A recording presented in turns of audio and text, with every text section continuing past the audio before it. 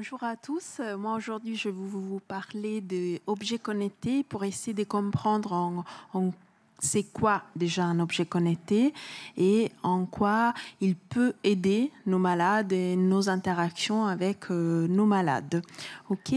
Alors, il y a comment les centres experts et les professionnels de santé qui font partie du centre expert, pas que le neurologue, peuvent interagir avec les malades qui ont une maladie de Parkinson.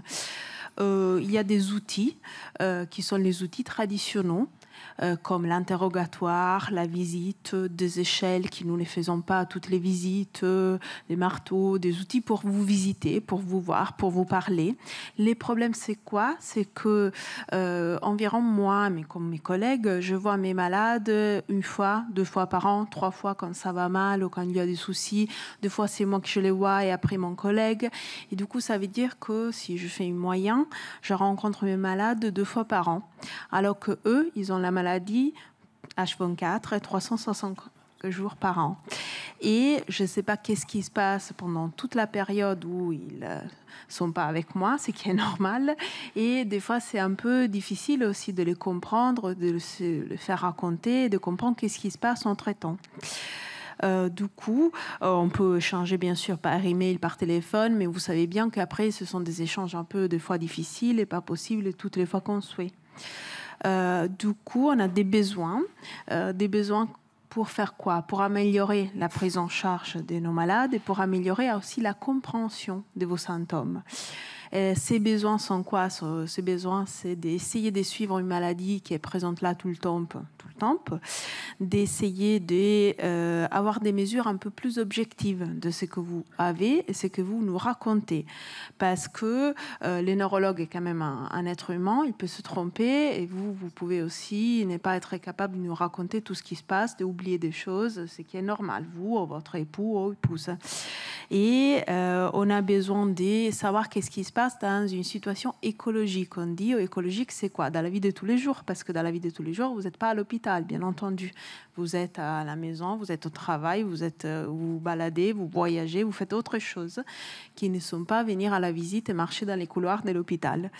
Et il faut faciliter la communication entre moi, les neurologues ou les infirmières et les patients pour essayer de se raconter mieux les symptômes, éviter des fois des déplacements inutiles parce qu'il faut se voir, mais des fois on pourrait régler les choses aussi par téléphone en utilisant d'autres moyens et des fois aussi vous aider dans la prise des médicaments.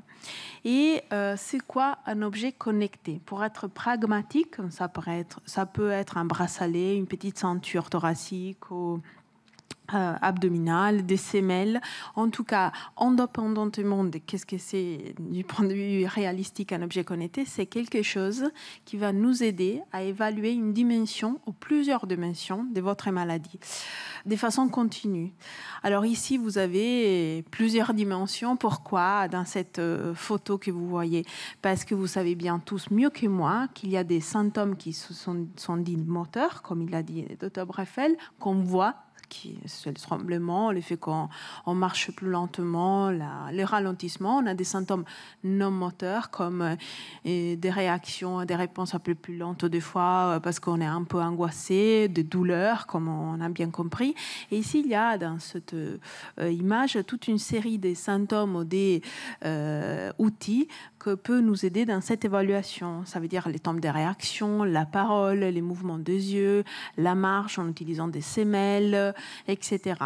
Et juste pour me répéter encore et pour vous aider dans la représentation graphique de ce qu'est un objet connecté, c'est quelque chose qui peut nous aider à détecter, ça veut dire à voir certains symptômes de la maladie, à les suivre, même si on n'est pas encore parfaitement au point d'aller suivi des symptômes parce que on n'a pas encore décidé c'est lesquels l'objet connecté, c'est quels les biomarqueurs on dit, ça veut dire c'est lesquels l'outil qui peut nous aider les plus à suivre la progression de la maladie dans les temps, à aider dans la prise des médicaments, à aider dans certains ajustements thérapeutiques. On n'a pas encore démontré que c'est parfait à 100%, mais pourquoi pas.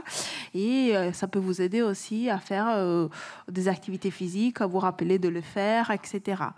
Du coup, là, vous voyez dans cette photo des différents outils. Certains, ils sont mis à la ceinture, certains à la cheville, certains comme un bracelet, une petite montre, certains derrière le dos.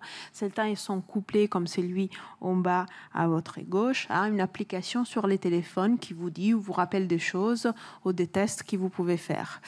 Les objets connectés un tout petit peu les plus utilisés en France, comme on est en France, sont des objets pour l'instant qui peuvent nous aider dans l'évaluation de certains symptômes, comme les blocages et les dyskinésies, les moments off ou les moments où on est un tout petit peu trop actif.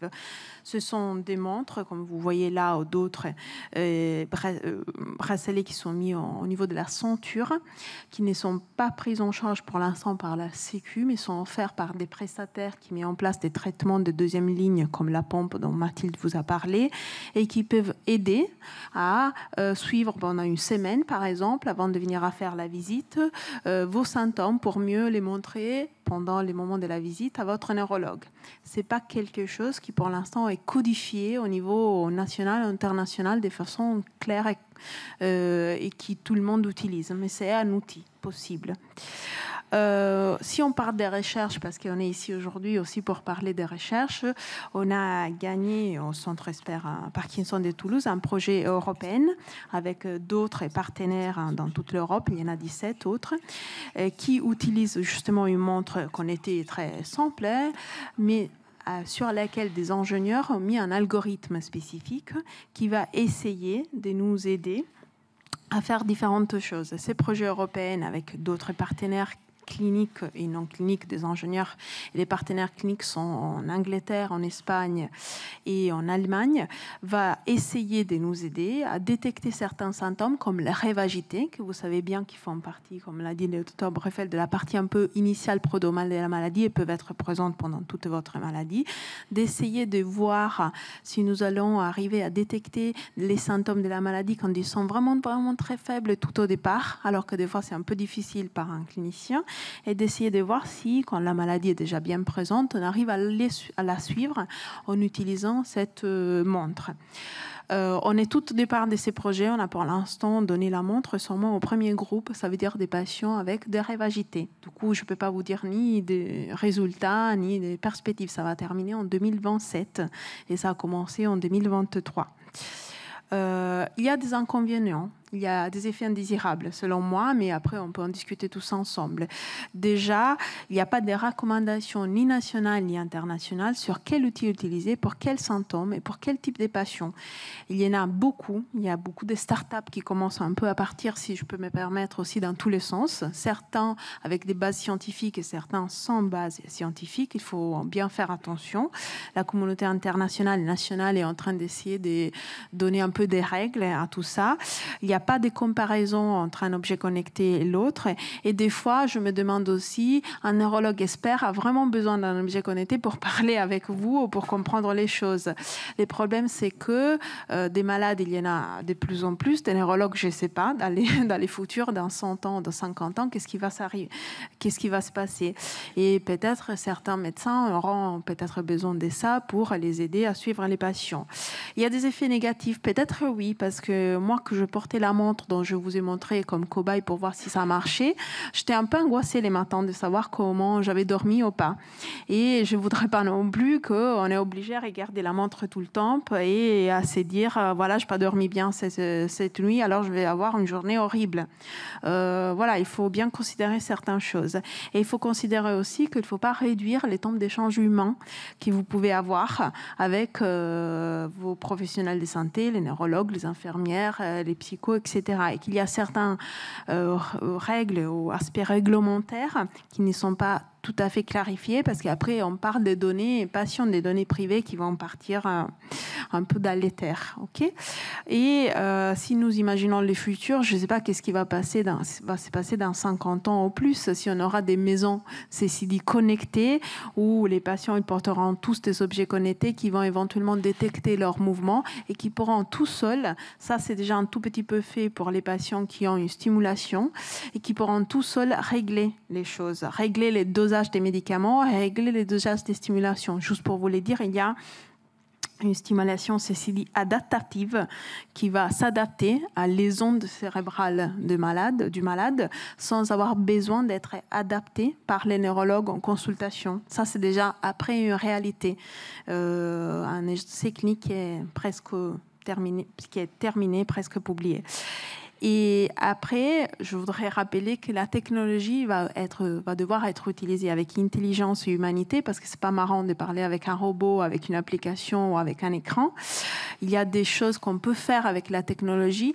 Je dirais plutôt que l'objectif de la technologie est de rapprocher les malades à les professionnels de santé. Il y a par exemple des expériences, des choses qui s'appellent hôpital virtuel. Pas parce que vous ne devez pas aller voir votre neurologue, mais parce que il y a des expériences où certaines activités non pharmacologiques, comme la danse, les ballets, les théâtres et autres, et les yogas, la relaxation, est fait avec des séances en virtuel. Et c'est une chose en plus, c'est pas une chose en moins ce que vous faites. Ça veut dire que vous faites une chose en plus et après, vous allez voir aussi votre neurologue. Parce que il faut se rappeler aussi qu'il y a certaines choses que seulement avec l'échange humain, on peut garder et maintenir. Et je termine ici. Du coup, qu'est-ce que c'est un objet connecté? C'est quelque chose qui devrait être utilisé maintenant dans les futurs, à essayer de comprendre mieux, à combler un manque dans les suivis des patients et dans les suivis de votre maladie, sans devoir vous donner quelque chose de moins. Oui, merci. Je pense que c'est très important et je pense que chacun d'entre nous ici a à un moment ou l'autre porté une montre connectée. Au-delà du stress, je pense qu'il y a aussi le stress de la garder chargée, parce qu'on est toujours là tout d'un coup. Moi, j'en avais une il y a 10 minutes, j'ai dû l'enlever parce qu'elle était déchargée, donc elle ne sert à rien. On doit toujours se rappeler aussi, et je pense que ça ajoute aussi un stress. Et en fait, vous avez parlé de une des questions qu'on va poser maintenant à l'audience, c'est on va parler justement de ces maisons connectées. Alors moi, j'étais, comme vous étiez aussi à Philadelphie récemment, où on parlait justement de ces maisons connectées où on arrive à détecter tous les mouvements des patients. Alors, il n'y a pas de vidéo ni de son, c'est juste on détecte avec des ondes Wi-Fi vraiment tous les mouvements. Et en fait, je me demandais à quel point on envahit la vie privée des gens avec ça. Et je me demandais à quel point les personnes atteintes de la maladie seraient prêtes à passer du temps dans des endroits comme ça, s'ils étaient convaincus que ça pouvait améliorer la compréhension des troubles moteurs. Donc on voit que les cœurs balancent. Ah, moi, je ne serais pas prête à vivre non, dans je une sais, maison je pense que c'est une vraie question. Alors on utilise beaucoup l'intelligence artificielle maintenant, mais d'avoir cette sensation d'onde qui nous teste, qui nous contrôle toute la journée et qui regarde ce qu'on fait. Non, pas du tout. C'est l'incroyable capacité des nouvelles technologies, mais d'un côté, jusqu'à quel point on envahit la vie privée des gens. Et c'est aussi une question d'éthique très importante à se poser toujours quand on parle d'objets connectés. Et donc, l'opinion est très partagée. Hein. C'est intéressant. Ça sera intéressant de voir des questions peut-être après qui pourront survenir suite à ça.